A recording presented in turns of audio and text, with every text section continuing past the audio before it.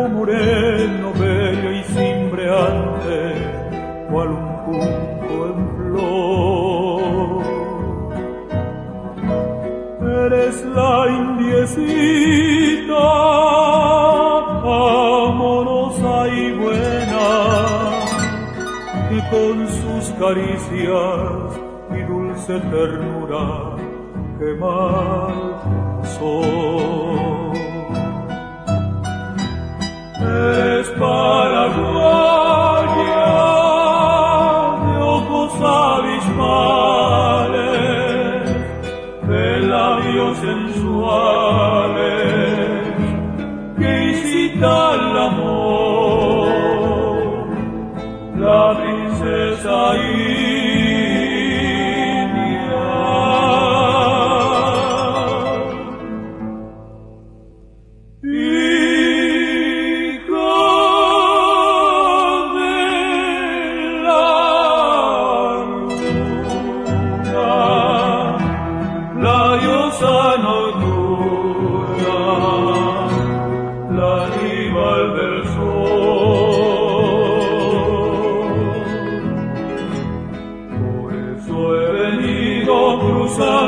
caminos llenos de ilusión,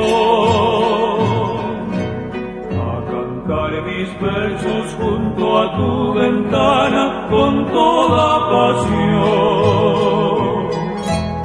a pedirte un beso y un abrazo tibio como sabes dar, con honda ternura, con deleite inmenso, con todo tu ardor.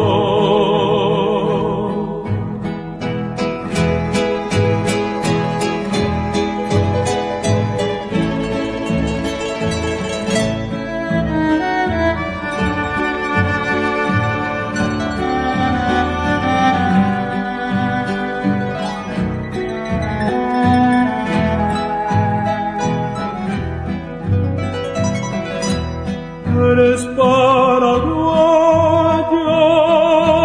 de ojos abismales,